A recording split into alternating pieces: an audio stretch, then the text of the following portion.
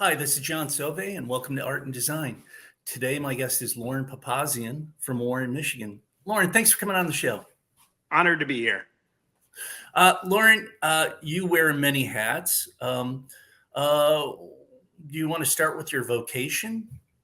Sure. I'm a barber and a skate shop owner. How long have you been a barber? 14 years now. And that's located in Warren, right? Yes, absolutely. So, how did the skate shop come about? So 7 years ago, when we started discussing bringing a skate park to Warren, a lot goes into that whole design process, and of course, like working with the city and all those things. But one thing that we felt was really lacking here in Warren and really on the east side is skate culture. And we decided that, you know, in order for things to be safe and in order for these kids to actually learn how to skate and having this huge project ahead of us, that there has to be somebody to bring that culture to Warren and over to the east side. So a good friend of mine, Matthew, and I teamed up. We discussed things at length, kind of came up with the dream, and opened up a shop just to kind of support the community and bring a little bit of culture to Warren, do something fun. We don't have a ton of independent business here. So I just felt like it would be a good, uh, you know, dual business kind of function to have a skate shop and a barber shop right next to each other, and just bring something fun to the city. Well, Loren, we met last week, and I'm going to get into some of that. But I came by the store and it wasn't open because I was there a little too early. Okay. But I noticed you had a T-shirt for the Endless Summer skate shop that existed in the '80s, and I might have Yes. frequented. How did that come about?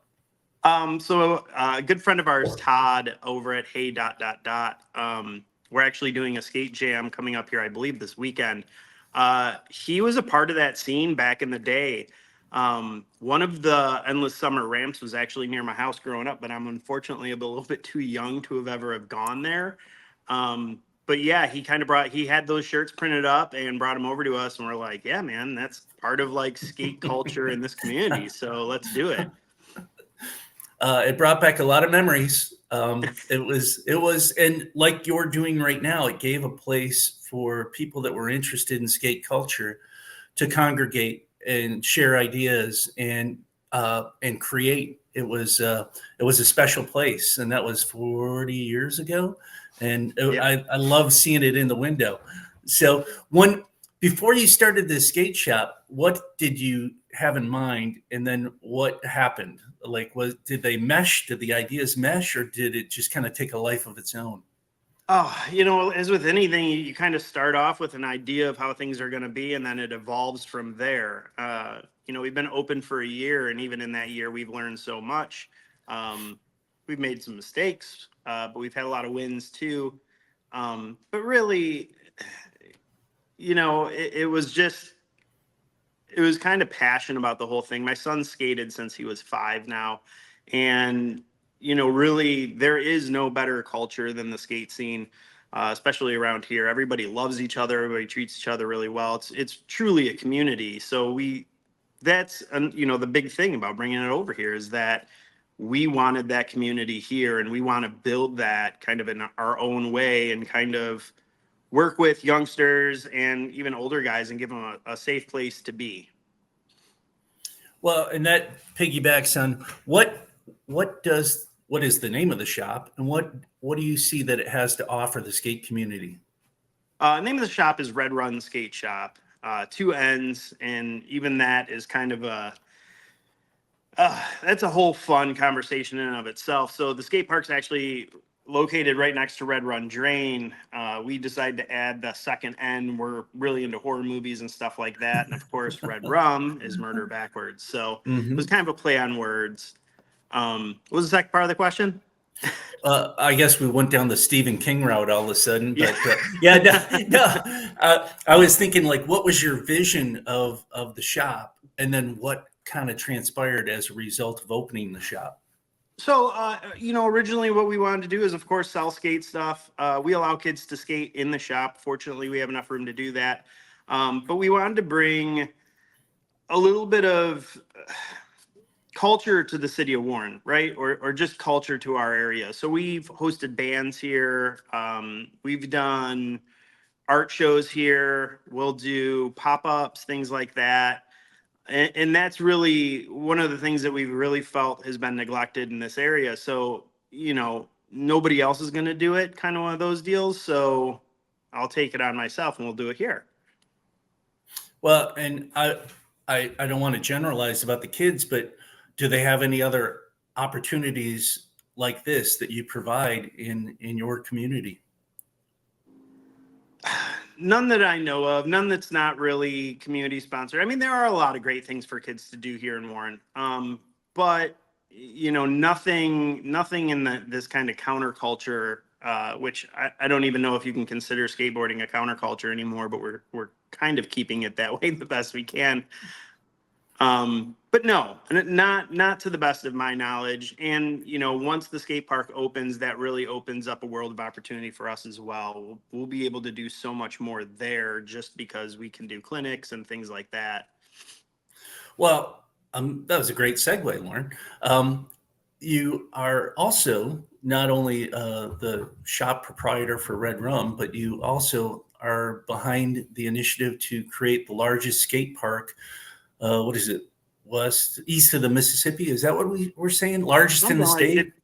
It's the largest in Michigan. It'll be in the top 8 for the United States, and the largest being in, I believe, Utah, which is where they did the Olympics, and the other 7 are going to be roughly this size. Well, now, how did you start this initiative? So 7 years ago, I just talked to the mayor. I said, we need a skate park here. I don't know what that looks like. I don't know if I have to raise funds, get grant money, or do whatever, but it was just something I was prepared to do.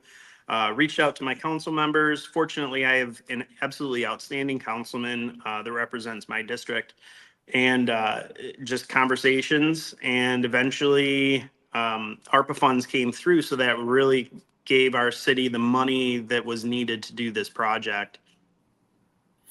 Well, and then that's my next question. What is the project? So the project is skate park at Exteen.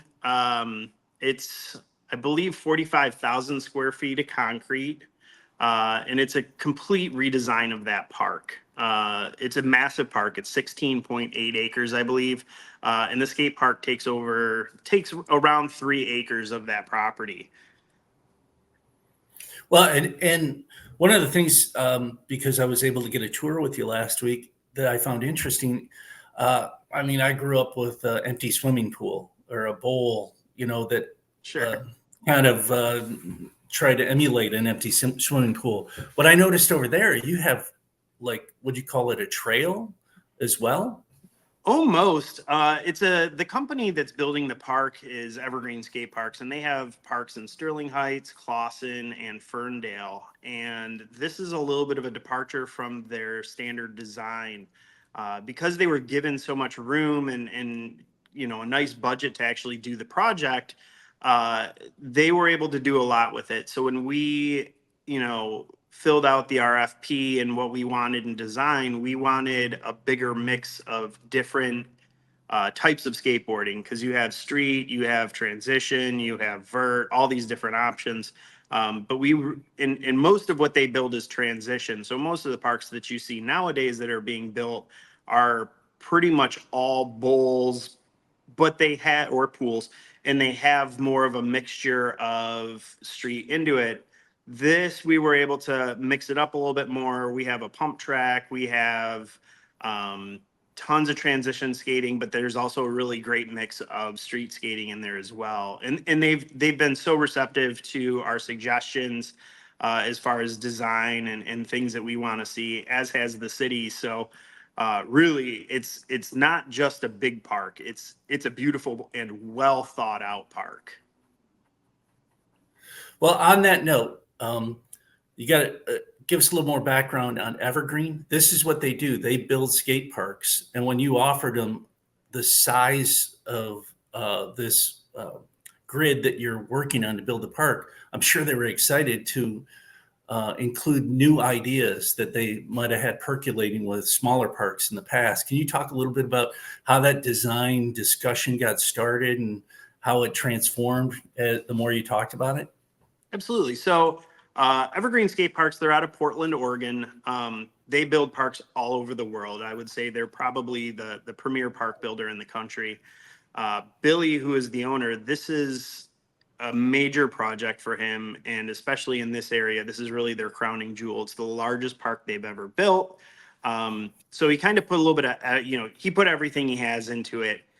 The park is located in the historic district, and because of that, he copied designs, and he's absolutely brilliant.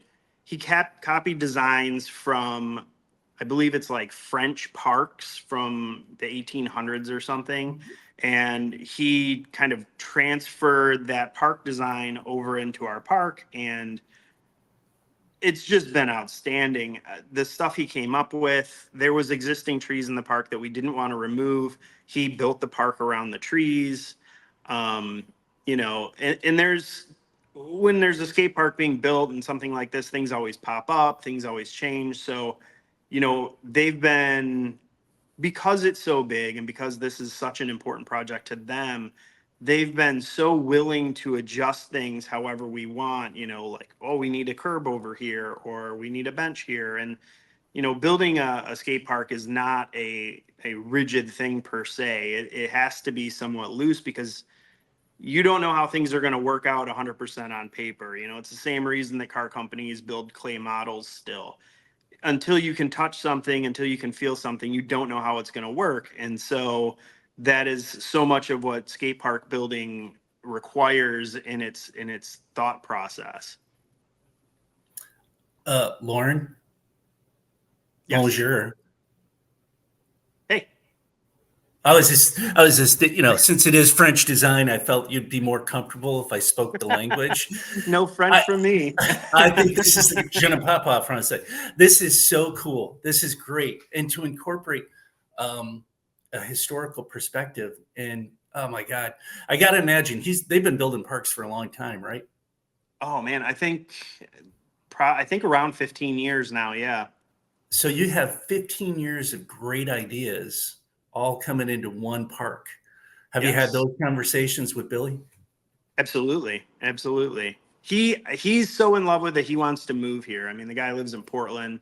Uh, his wife's family's here, but he absolutely loves it here, and he loves the park. And knowing too that he has other parks within such a close vicinity of this area, I think it's really cool for them to be able to, visit things and see what they had done before, change it up, say, oh, I love this, and we should bring these things here, and so on.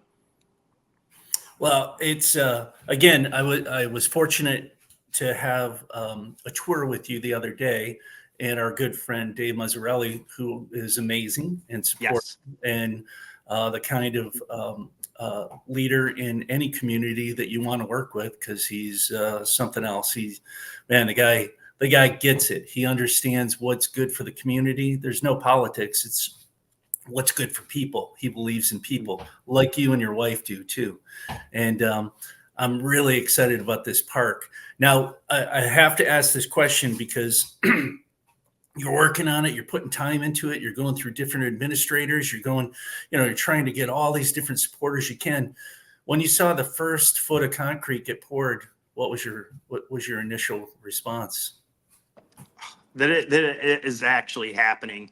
It was a 6-year lead up before concrete got poured.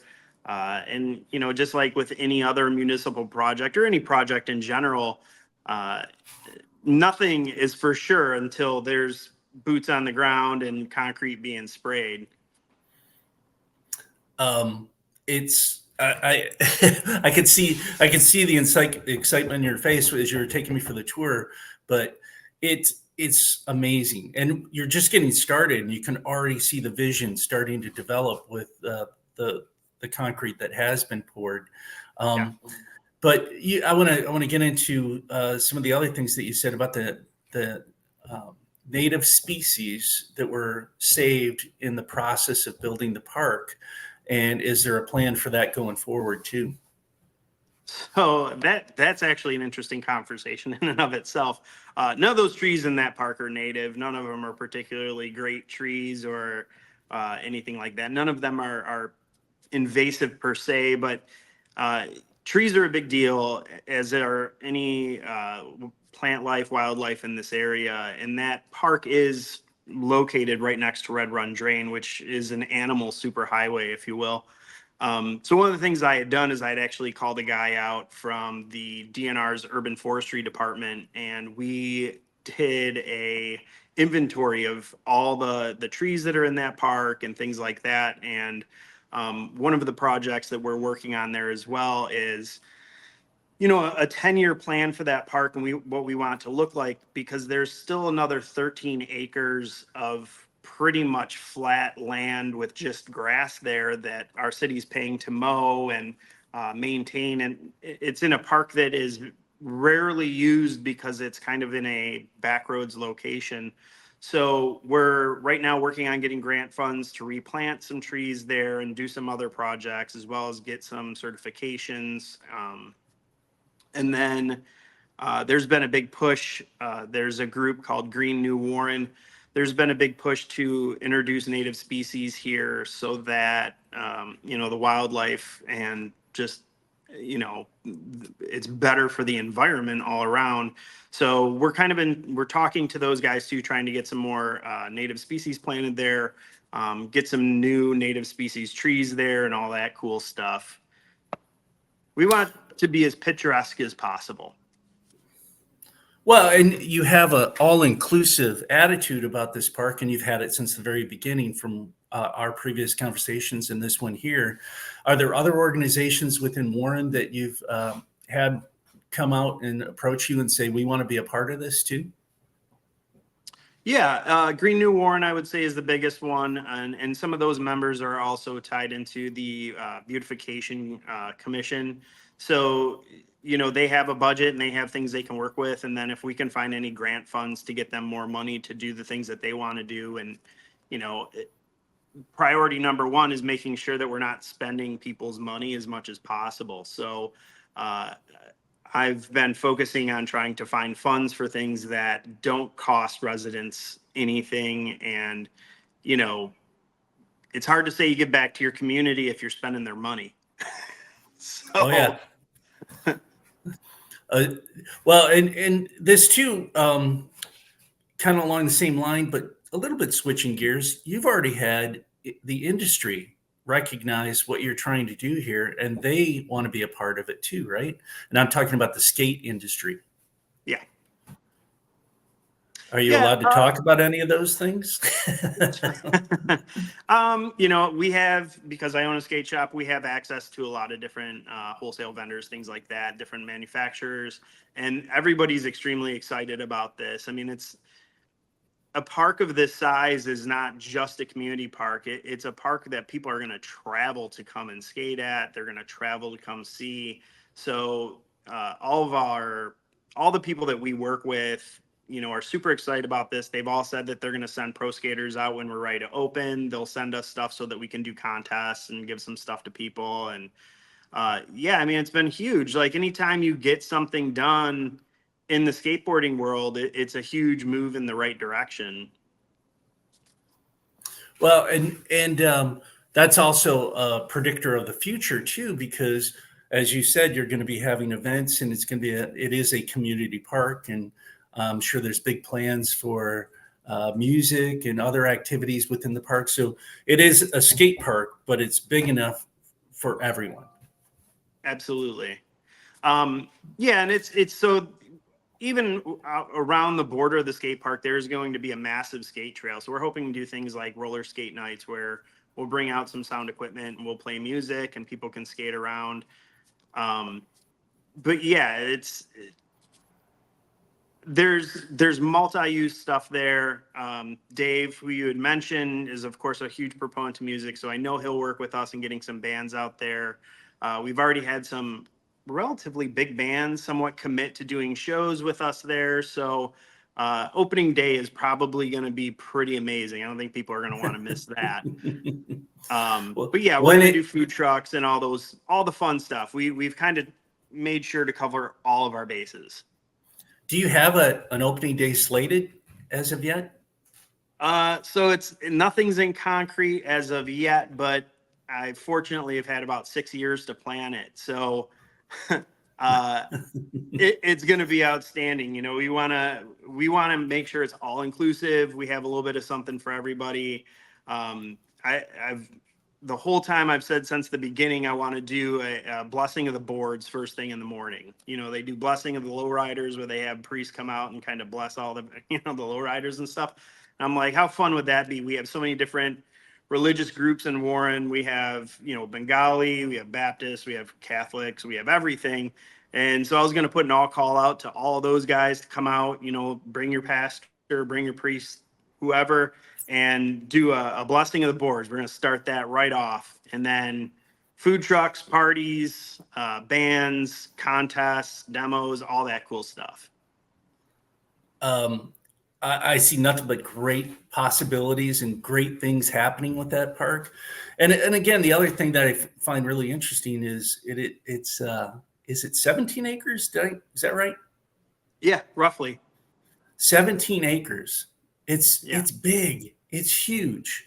And the skate park takes up 3 right now, but there's room for that outside track for people to roller skate too. I don't know. It's just like the vision you painted when we did our tour. It's sticking with me, and I can't wait to see how it all comes together because it's super exciting. Now, I know you've got the shop, you've got the park that you're working on too. Was there anything that was like just caught you from left field while you were trying to build this park that you're like, I never saw that coming? No. If you get to know people and understand politics and how all of those things work, number one rule is be ready for anything. So at this point, the toughest thing is that I would say the most frustrating thing is no matter what good you think you're doing, or no matter how hard you work on something or how inclusive you make something, there's always going to be somebody that hates you or hates what you're doing. And that has honestly been one of the biggest hurdles. In order to get the park approved, to be built, it had to get approval from the Historic Village District Commission. And it got heated. And, there was a lot of arguing and things like that. People actually quit the commission over it. And that really was never my intent. And that part was, I would say, the hardest thing is just when you're saying, hey, we're doing this great thing, look at what it's going to do for our community, look what it's going to do for our neighborhood, and there's people who are saying, this is horrible and I hate you for it. That's the part that sucks. Aren't you saying you must be doing something right if somebody hates you that much? I must be doing a lot of right things. The most hated man in Warren. Yeah. The most beloved and the most hated all at the same time. But that's the whole thing. If you're doing anything in this world, you can't win. So why even try? Why even try? Why even try to win with people that you can't win with is what I really mean. And the idea is see it through. You've got a goal, see that thing through. You got to be thick-skinned because it's not personal. It's usually something that's happening in that other person's life that makes them so heated. And it's misguided, and it just happened to be focused on you as opposed to the real issue in their life. Because there's no downside to what you're pulling off. You're taking a piece of land that no one was using. It was isolated, and there was no vision for it prior to what you put together. And what a vision you created. It is unbelievable. It is so cool to see all this stuff come together. And I'm really excited for the kids more than anything else. And I say kids that are of all ages, because I know my own personal history, the nostalgia that you built into not only the shop, but this park and this idea of, man, if I was a kid and I had this, what a great thing. That would be, I'm super excited to see it all get kicked off. One last thing, because I know you've had 7 years to plan this opening.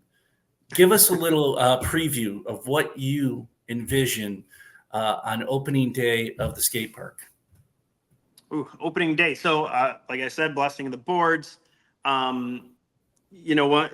There's so much that's gone into it. You know, right now our city's working on ordinances for food trucks and all of those things, which, you know, unless you're involved, unless you show up to every city council meeting, unless you know, people that are working for the city and with the city and things like that, um, it's getting approvals and knowing what you can and can't do. So, sorting all of those things out. We still have quite a while before the parks open. They're going to be done pouring probably in September, but then bathrooms, the trails, parking lot, all of those things have to be done. So in reality, it will be spring at the earliest that the park is open. One of the bands that we've talked to for a long time, and they're a local band, is the Suicide Machines. They've been really excited to do some sort of project with us. So, you know, just having a huge band like that come out and do some stuff. But food trucks, we want to have artists come in, set up tables. We'll have other shops come out. We're going to welcome Albies out to do demos and things like that. But I want it to be like an all day party, you know, music, food, art, skateboarding, BMX bikes, all of the fun stuff, just pure chaos. And, you know, this park is going to be, you know, the gem of the city. It's a massive investment. And nothing like that has been done in Warren, geez, probably since the community center in the 90s.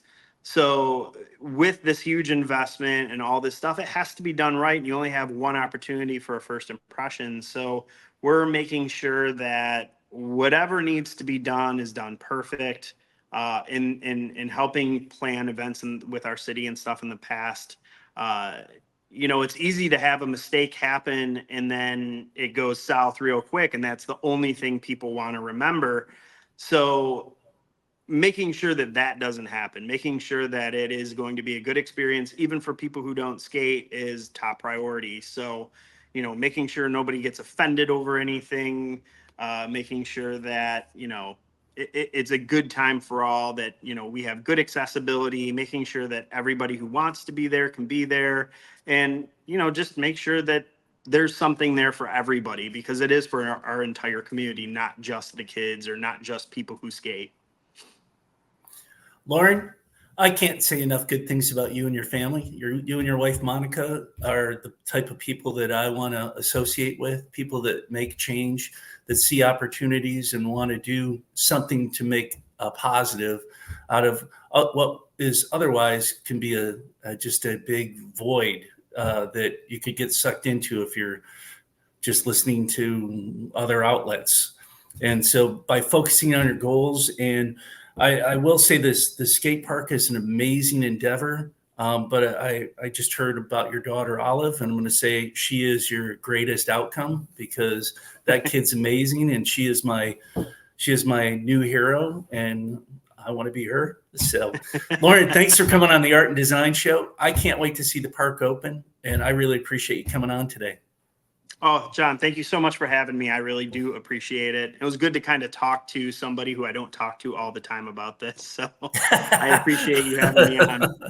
Well, I appreciate it. Thanks, Loren. Thank you.